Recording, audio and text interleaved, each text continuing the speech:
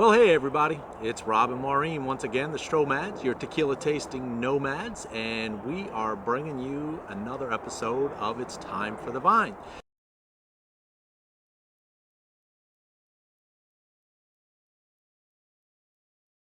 My lovely partner Maureen is going to take it away and tell us about Siete Leguas. So, when translated, Siete Leguas means 7 leagues. A league is roughly about 3 miles, and so it comes down to 21 miles. 21 miles is the distance a man can travel by horse over land in one day. You guys have heard about Pancho Villa, Mexican revolutionary and hero to many. Pancho's favorite horse was Siete Leguas. All right. So he and Siete Leguas traveled the country, they outran everybody, and the rest is history. We're not going to go into all of that right now because this is not a history lesson. This is tequila tasting time. Okay, well, there you have it. That's a little bit of the story as that gets started. Let's open it up. Let's get into it a little bit. Then we'll talk a little bit more about Siete Leguas. Okay, so while you're opening up our package, isn't this cool? Great packaging here. Siete Leguas, the distillery, was established in 1952 by Don Ignacio Gonzalez Vargas to show his admiration for Pancho Villa. Pancho Villa's tradition, his spirit, his commitment to Mexico. Vargas named his distillery after Villa's horse, Siete Leguas. So that's why all of that was important in the beginning. Now the distillery is run by his son, Juan Fernando Gonzalez, and Juan continues to hold the family traditions in this family-owned and operated distillery, committed to traditions of his father.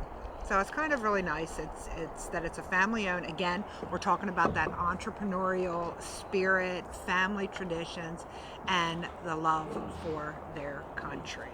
Siete Leguas is committed to quality and tradition, and to this day, I think this is one of the coolest things. They have in one of their distilleries the old school Tahona, and I think it is the only distillery still, the Tahona is operated by donkeys, like they used to do, and running around in a circle. So that makes this particular tequila something special.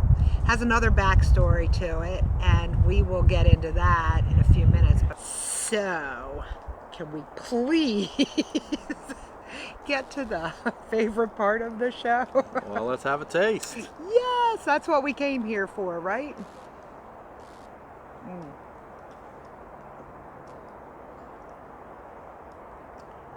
So the first taste, what do we do?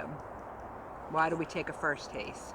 To warm up our palate. To get that party going in there, get those buds awake. You know, they've been hanging out, drinking water all day long, they've been asleep. When you take that first sip, you're going to feel it. Everything comes awake and starts to, what I like to say, numb up a little bit. I'm sure that is not a proper term, but then again, let's see if we can get a second taste here and see what we get.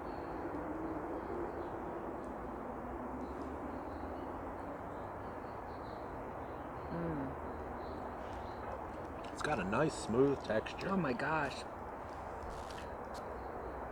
The vanilla starting to make its way known.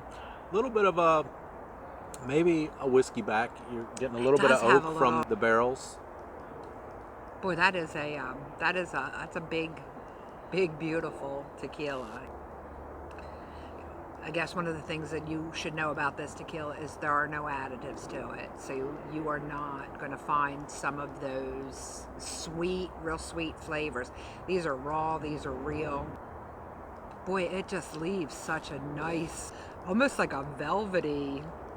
It's got a velvety, a little bit of a velvety finish, but it's got a nice lingering heat to it. Not a burn at all. It's just got a nice Nice perfect heat. for a nice afternoon. Like today, we are sitting here in Florida. It's got a little cooler in Orlando, so it's nice. We're out here sitting in the forest and drinking our tequila. So let's get one more sip in.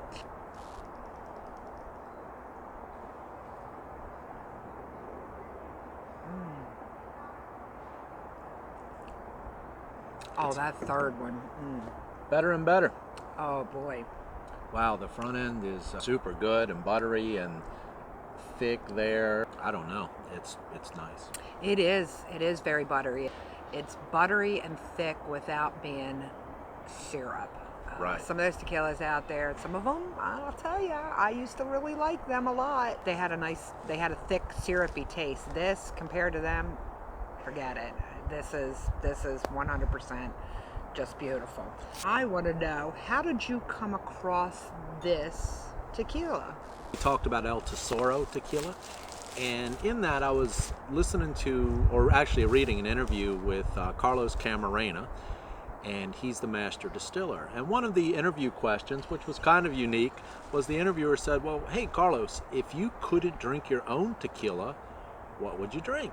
And Carlos said, well, if it was a Highlands tequila, which El Tesoro is, I would drink Siete Leguas. If it was a lowlands tequila, I would drink Fortaleza, which we've talked about, or Cascahuan, which we haven't found yet, but we will. And if none of that was available, then I'd drink Scotch whiskey. No more tequilas.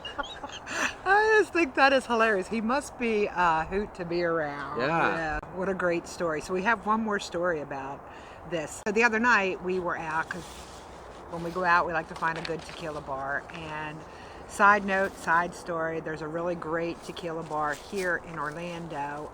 It's called El Jefe Tequilas Taco Cantina, and it's in Kissimmee on the Sunset Walk right in front of Margaritaville. And they've got like hundreds, probably 100 tequila in there. Good 100 tequilas. bottles. Well, They've got every kind of too, tequila. They'll take you from the bottom up or the top down. This tequila was only $15 a serving, $15 a shot. So the owner actually came over to us and she gave us some backstory. Of course, we thought it was hilarious and we thought we would share the backstory with you. Well, this tequila back in the day was, again, Siete Leguas.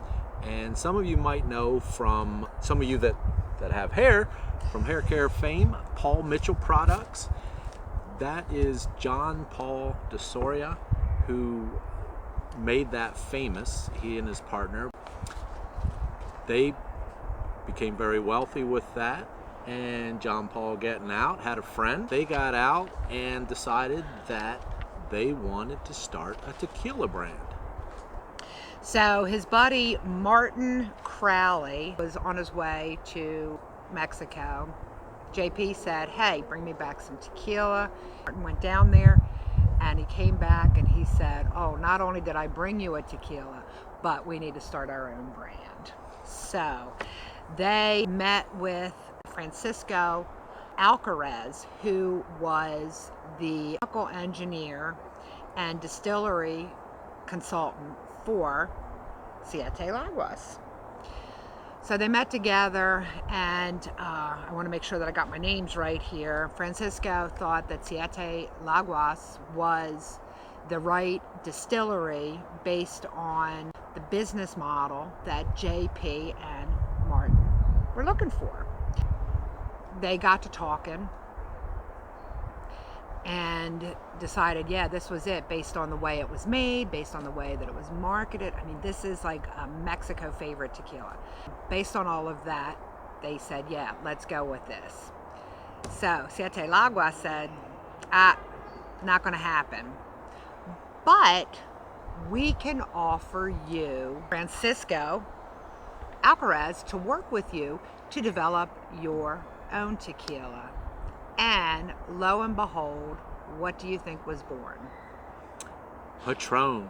Patron. So they outgrew with the marketing of JP. He's a master freaking marketer. I mean, seriously, this is not a story about Patron. Maybe one day we'll talk about that. But the guy is a genius. And through his marketing efforts, brought Patron to the United States. Patron outgrew in a heartbeat the distillery there at Siete Leguas. Siete Leguas was not willing to compromise the way that they produce tequila. They said, no, this is a slow process. We cannot speed it up to meet the demands of Patron. So Patron went and got their own distillery. And Siete Leguas continues to produce beautiful, well-made, well-established, traditional tequila without any additives. The care and concern into each bottle that comes from those sweet donkeys that are out there rolling the Tahona. The other kicker to this, it's a great price point. We got it at Total Wine here in Orlando, and it was like $60. So if you like tequila, you like additive-free tequila, traditionally made, without all the bells and whistles, this is the one for you. When we come to your next campfire, we would love to share it with you. We hope that you will join us again. We hope you like our stories. We hope you like drinking tequila with us. One more thing I'm thinking about. We want to do a virtual tequila tasting. Would you guys be interested in that? Out there, drop us a comment, let us know, send us your email. Let's get this hooked up. I think that would be a lot of fun. Do you? Yep, sounds good to me. Let us know if you're interested in a virtual tequila tasting, and we will set something up. We'll get back to you, and we'll have some fun. So for now, what are we going to do? We're going to have another taste. Cheers.